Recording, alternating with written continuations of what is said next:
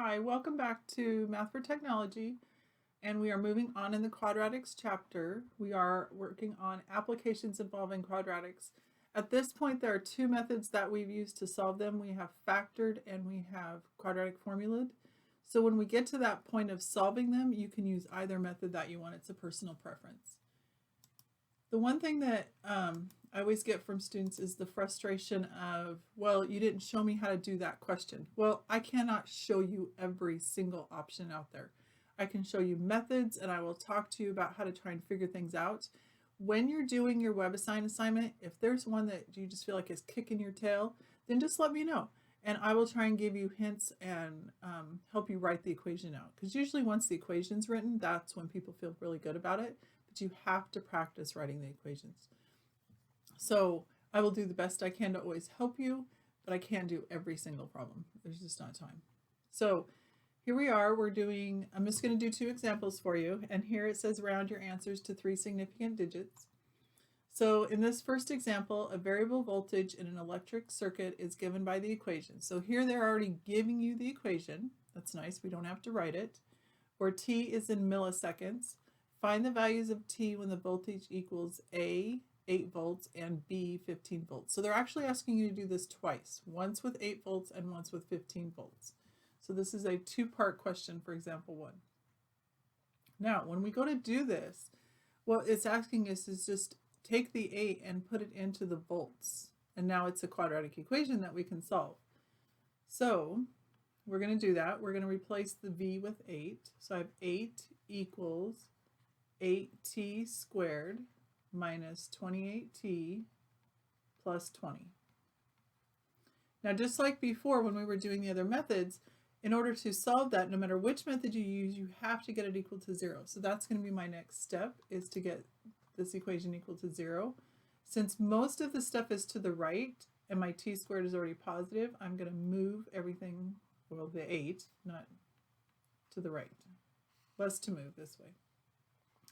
0 equals 8t squared minus 28t, and 20 minus 8 is 12. Now I do notice that 8, 28, and 12 are all divisible by 4, so I'm going to go ahead and do that, and it's just going to make my numbers a little bit smaller, easier to work with. Now when I do divide like that, I have to divide everybody. I can't leave anyone out. No favoritisms. We're just going to divide everybody by 4. 0 divided by 4 is still 0. 8 divided by 4 is 2. 28 divided by 4 is 7. And 12 divided by 4 is 3. Now, this is not a requirement. It is just an option. And the reason I did it was because 2, 7, and 3 are smaller. I'm less likely to make mistakes than if I worked with 8, 28, and 12. But if you're diligent, you can always work with 8, 28, and 12. Now, because most people tend to like doing the quadratic formula, I'm going to go ahead and do that method. If you're working on yours and you would rather I did it with the factoring, I'm more than happy to do that for you. Just let me know. So A is 2, B is -7, and C is 3. So I'm going to plug it into that formula. Hopefully you've had enough practice now after doing the second section that you're feeling really good about it. So the opposite of B is a negative, so its opposite would be a positive. Because B is a negative, I'm going to put it in parentheses just to make sure I don't lose that negative. Minus 4 times 2 times 3 all over 2 times 2. Now, because we've done this now for a little bit, I'm not going to write every single step. I'm going to go more straight to what the answer looks like. So 7 plus 7 squared is 49. 4 times 2 is 8. 8 times 3 is 24. So 49 minus 24 is 25. So this is the square root of 25. And 2 times 2 is 4. Square root of 25 is 5. So 7 plus 5 is 12. 12 over 4 is 3. So one of my answers is 3. The other answer, remember, is the same except it's a minus sign right here. So it's 7 minus 5 over 4. 7 minus 5 is 2. 2 over 4 is 0.5. So now we just have to look up and go, okay, what are the answers talking about? T is in time, and specifically it's in milliseconds. And it's very important that you always do whatever it's asking as far as the labeling goes. So this is, I'm going to rewrite that because it's a horrible one. One answer, it's going to take 3 milliseconds to reach 8 volts. And then it's going to take a half of a millisecond to reach 8 volts. And the idea here is that electricity ebbs and flows, so it increases and decreases. It doesn't hold still. And so it's going to hit it at a half of a millisecond, and then it's going to keep going, and then it's going to hit it again at 3 milliseconds. Okay, so I have 2 answers, as all quadratic equations should have. Now really there's no difference. In B it's just switching from 8 volts to 15 volts.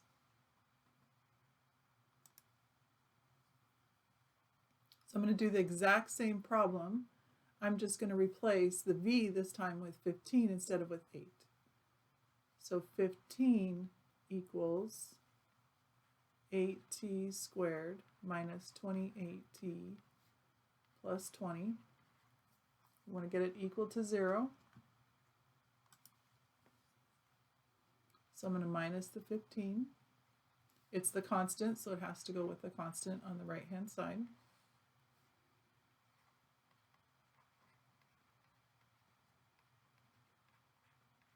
And 20 minus 15 is 5. Now 8, 28, and 5 aren't divisible by the same number, so I'm not going to make anything smaller. I'm going to go ahead and identify A is 8, B is negative 28, C is 5. Now I always take the time to write those down. I know there's a lot of people that don't, and that's fine. Just make sure that you're being very careful and diligent, especially with the signs. That's what usually would cause a mistake, if anything.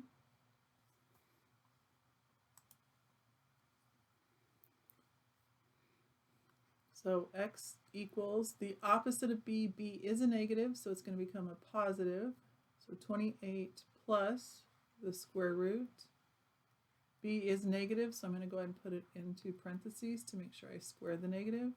Minus 4 times 8 times 5. All over 2 times a, which is 8.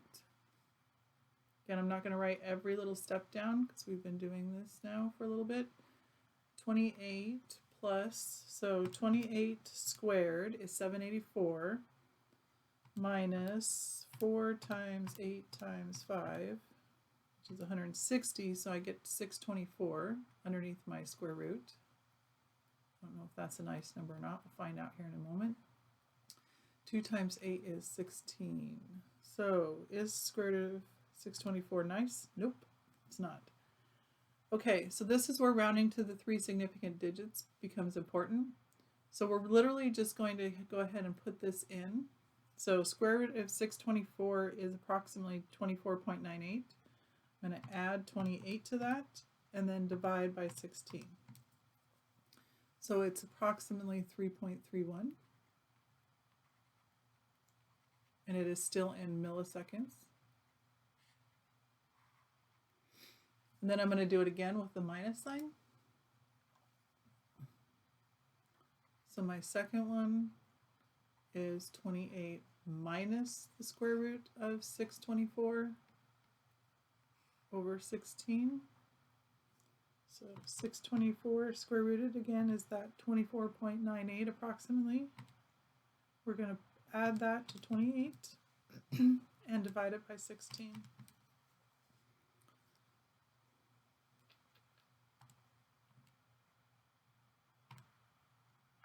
I'm using a different calculator. I'm actually using a business calculator, so I've got to change something real fast. And it was just because it was the one that was sitting next to me.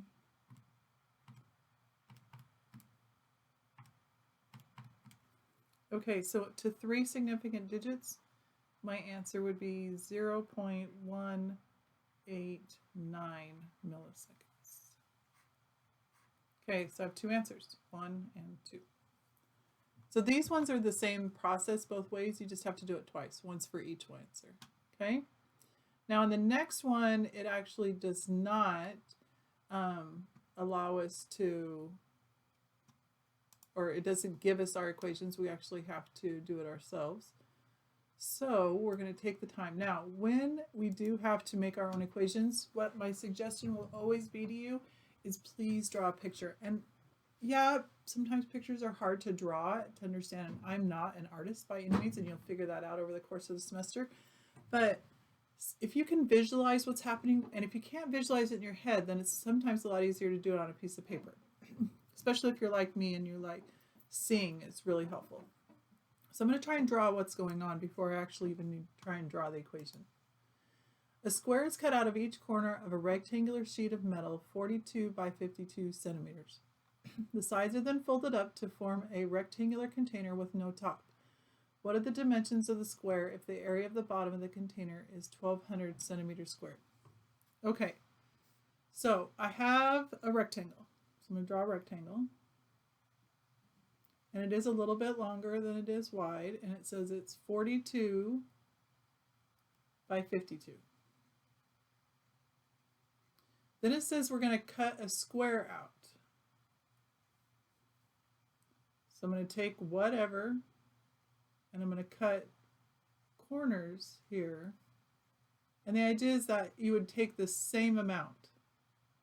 So however much you went in, whether it's 2 centimeters or 3 centimeters, whatever amount you go in, it's the same all the way around because it's a square.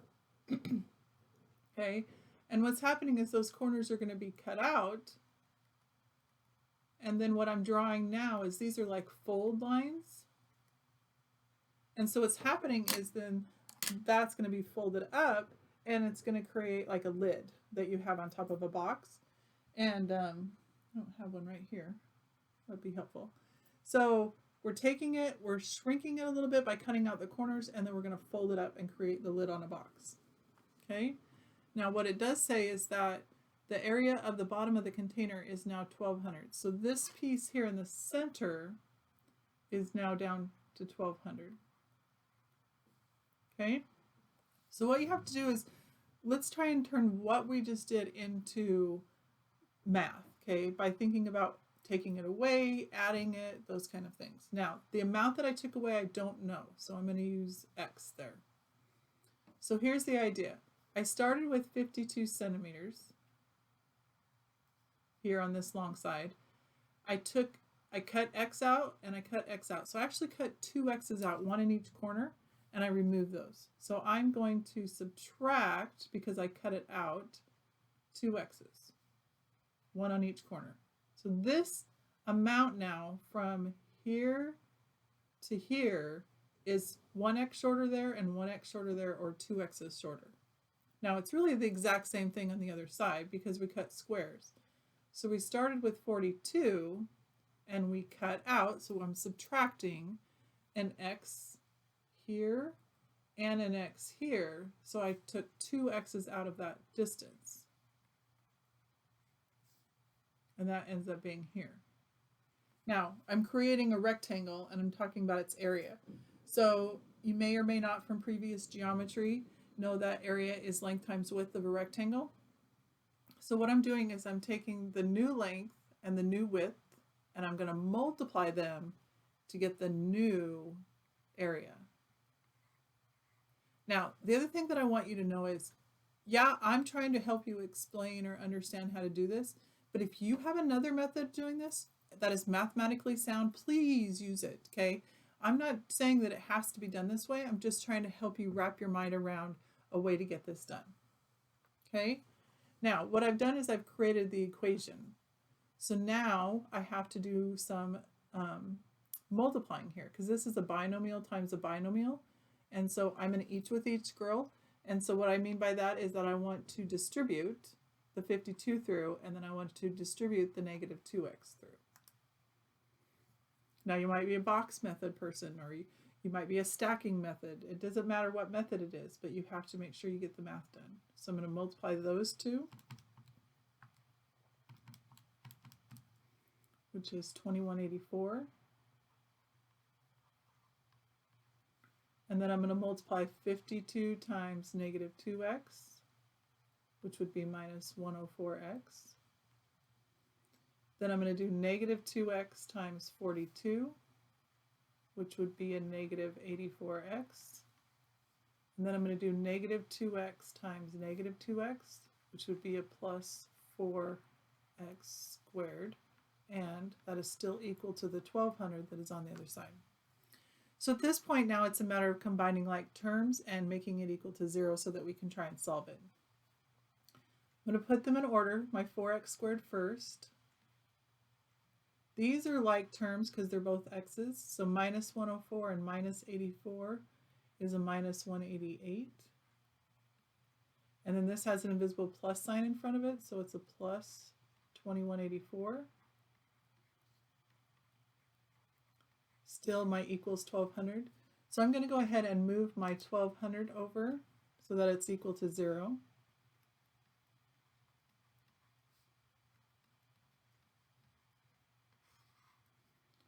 So I have 4x squared minus 188x.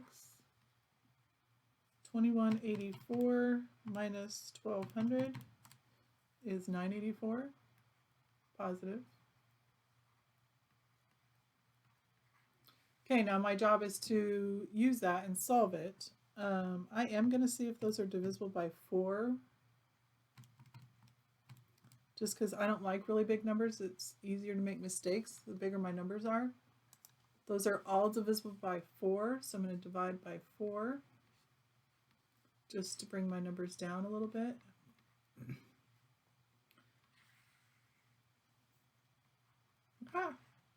Making a mess, sorry. So that would become x squared minus 47x plus the 984 divided by 4 was 246. Now you can try and factor this, or you can do the quadratic formula. I'll go ahead and, well, maybe it'll factor. Let's see. Be nice if it would factor. 1 and 246, 2 and 123. 246 is divisible by 3. It's 3 and 82. 246 I don't think is divisible by 4. No, not 5. It is divisible by 6 since 2 and 3 weren't. 6 and 41. And 6 and 41 gives me 47. So it does factor. So it's x minus 41 and x minus 6, which gives me my two answers of 41 and 6. Now, story problems particularly, you're going to end up with two answers and they may not fit the situation. So what we just found out was numbers that would fit this equation, but do they fit what I'm asking? Now, x is how much I cut out. So if I cut 6 out of this corner, then I cut 6 out of this corner, and that's feasible. But can I cut 41 out of this corner and 41 out of this corner when the total was only 52 to begin with, right? So 41 and 41 is 82. I can't take 82 out of 52. That's just not feasible. Okay, so this answer fits the equation, but it doesn't fit the scenario that I'm talking about. So I have to throw that answer away. So 6 is what I'm cutting out of each corner. Okay, now it does say what's the volume. Volume of a rectangular prism is length times width times height. And again, if those are formulas that you don't remember or that you need help with, just let me know. So the length and the width are still the 42 and the 50. Ooh, I have to back up. They're not the 42 and the 52 because we took the x out. I got a little excited there. We took 6 out of both of these. So 52 minus 2 times 6. 2 times 6 is 12. 52 minus 12.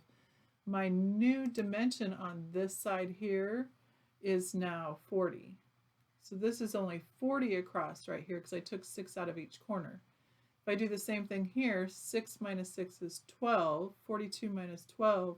This one is now down to 30. So my new dimensions on the bottom are 40 by 30. Now, I cut 6 out and then I folded that up. So the height of the box now, or the lid, is the amount that I cut out. So it's only 6. So the height is 6. So 40 times 30 is 1200. 1200 times 6. So my volume is 7,200 centimeters cubed. Now here's what I'm asking. Again, please do not get frustrated. If you don't know how to do every problem, just let me know. I will try and send you some hints, suggestions, so that you can get going, okay? It's good practice, and unfortunately, no matter what you do in life, your boss isn't going to walk up and give you an equation. They're going to walk up and say, I need you to do blah, blah, blah, blah, blah, blah, blah. And you have to take that and turn it into the math, okay? So this is just practice with that process. I hope you have a good day. Let me know what you need. Thanks. Bye.